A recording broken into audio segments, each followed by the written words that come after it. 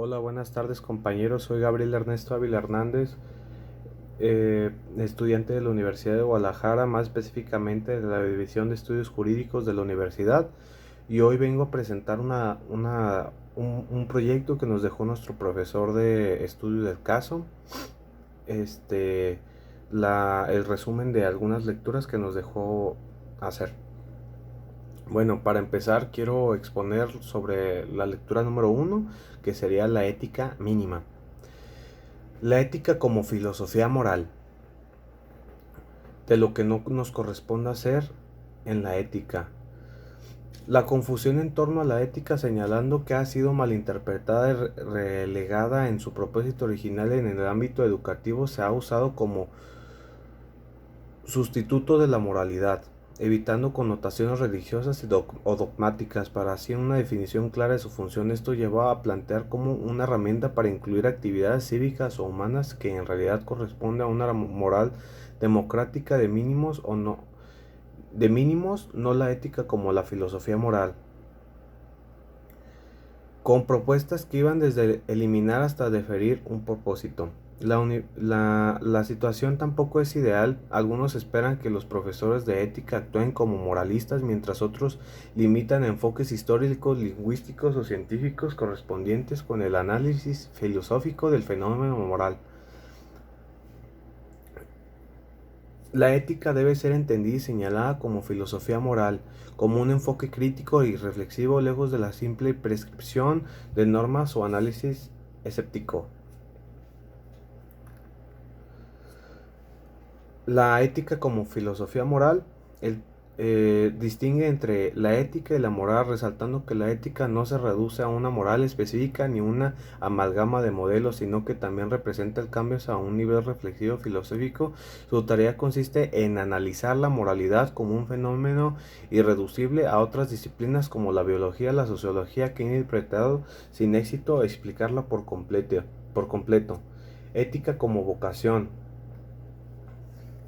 ¿Qué hacer de lo ético? Debe sustentarse en dos pilares fundamentales: el interés moral por el bien de los hombres concretos y la fe en la capacidad de la filosofía para contribuir en ello. Un ético vocacional combina ambos elementos, sin ellos corre el riesgo de caer en posiciones reduccionistas relativas o cínicas que no responden adecuadamente a la realidad moral.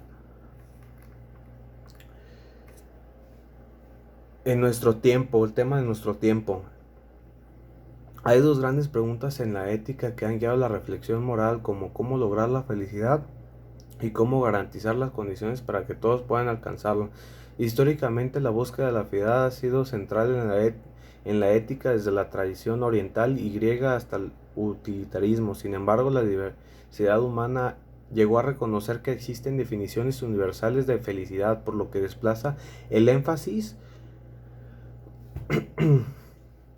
hacia el deber, centrando a garantizar los derechos y condiciones que permitan cada persona en busca de su plenitud individual.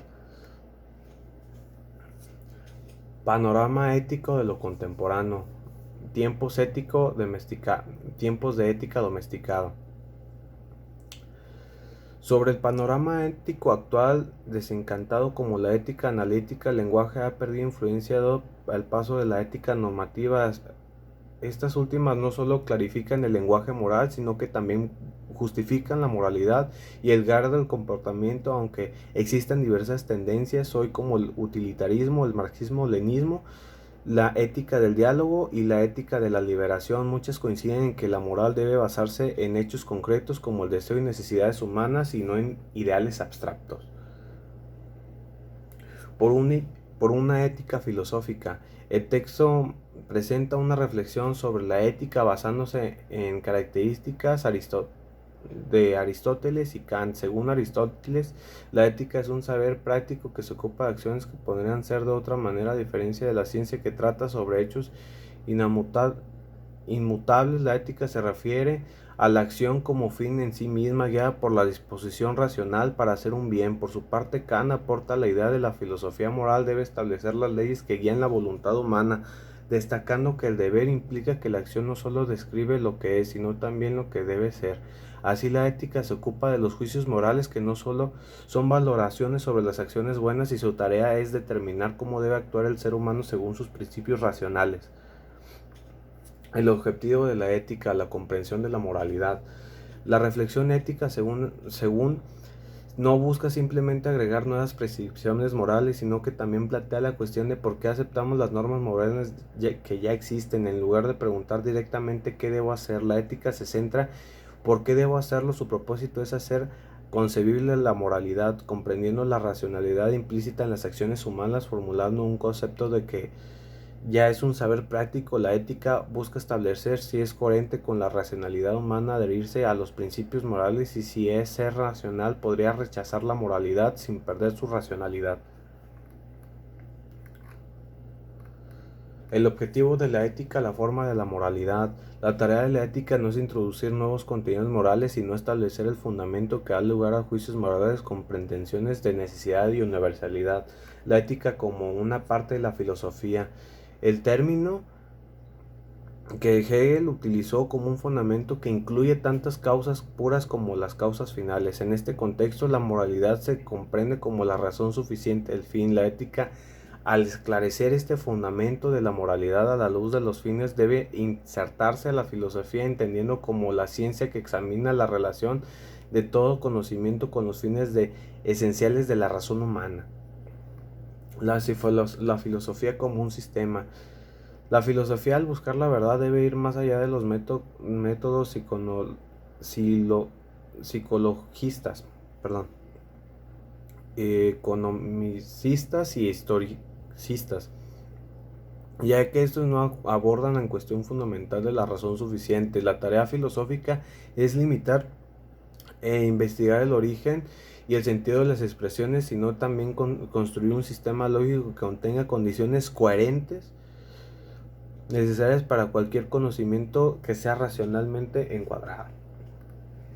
Los métodos de la ética.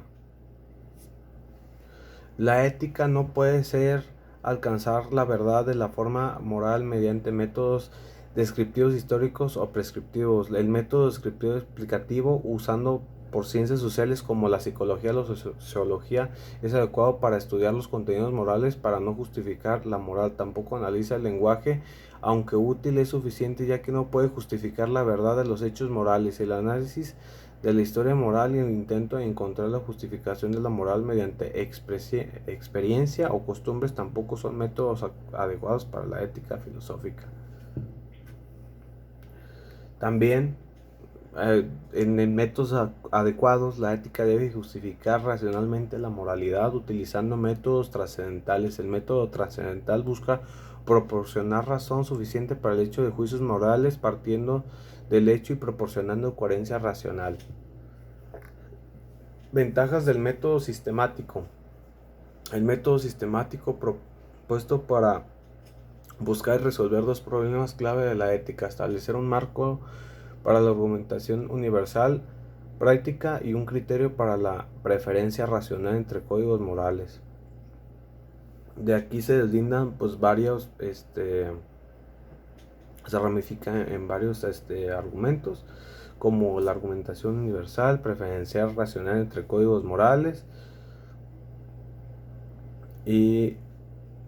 pero pues básicamente el concepto es propuesto por Murguesa, que es rechazado por el inicio de algunos artículos, que reúne características suficientes, información, libertad e imparcialidad. Sin embargo, su defecto principal es su falta de autosuficiencia. Para determinar la suficiencia de estos elementos se necesita recurrir a un criterio racional más amplio. Este criterio debe provenir de sistemas filosóficos, ya que el sistema que proporciona la base para toda la preferencia racional. La urgencia y dificultad de los fundamentos racional de la moral. La tarea más urgente del pensamiento humano es fundamentar racionalidad la moral y establecer una moral universal específicamente por motivos pragmáticos. En la sociedad moderna industrial, la necesidad de una moral universal es crucial debido a las persecuciones globales de la ciencia y tecnología. Sin embargo, a pesar de estas necesidades, las normas morales, aunque se centren principalmente en ámbitos íntimos como la familia, la política nacional y grupos pequeños, mientras que la macro mientras que en el mundo donde los peligros de la civilización técnico y científica son más graves, estos problemas siguen siendo ignorados. Comenzaré con la lectura 2. ¿Por qué las personas obedecen al derecho? Teoría del decisivo o instrumentalista. La teoría del decisivo sostiene que las personas toman decisiones evaluando costos y beneficios. Según esta visión, el comportamiento humano se modula para la percepción de sanciones, recompensas. Para disuadir delitos se deben de establecer sanciones cuyo coste supera el beneficio de cometer un delito. Asegura que las sanciones sean efectivas y percibidas como aplicables. Algún ejemplo incluye las ventanas rotas o cero tolerancia, que busca cambiar la percepción de riesgo de ser sancionado. Además, investigaciones recientes incorporan que emociones como la venganza, usando sanciones que generan repudio social, colocan a las etiquetas visibles de los infractores para aumentar el costo del social del delito y lograr el cumplimiento de las normas. Para la lectura 3, complejidad y derecho. La complejidad social impulsada por los avances tecnológicos y desigualdades del planeta desafía para el derecho en las instituciones vinculadas al poder financiero con exclusivo por proponer teorías sistemáticas. Luhmann, para comprender estas dinámicas, propone varias opciones. Complejidad sistemática. Luhmann describe que el mundo como sistemas autorreferentes que se componen de comunicaciones. La complejidad surge cuando hay muchas relaciones posibles y el sistema reduce a opciones para mantenerse en un nivel adecuado de complejidad para asegurar la justicia. Desde cómo la complejidad del derecho como su especialización. Según Luhmann, la justicia asegura la coherencia interna del sistema que se organiza y se defiende autorreferencialmente, gestionando su propia complejidad. Como conclusión, los textos destacan que el derecho se organiza de manera autorreferencial, regulando sus propias reglas. Esta complejidad interna necesaria para afrontar desafíos sociales y tecnológicos se equilibra en los principios de justicia que asegura la coherencia y la consistencia de las decisiones jurídicas. Como lectura 4, el derecho de la literatura, algo que sí se puede hablar, pero en voz baja. ¿Cómo se puede construir entre la literatura y el derecho? El texto aborda la postura de Carnap y el positivismo lógico, que rechaza el derecho y a la literatura como disciplinas científicas. A pesar de esto, algunos pensadores contemporáneos buscan explorar la relación entre ambos campos, superando la visión espiritista.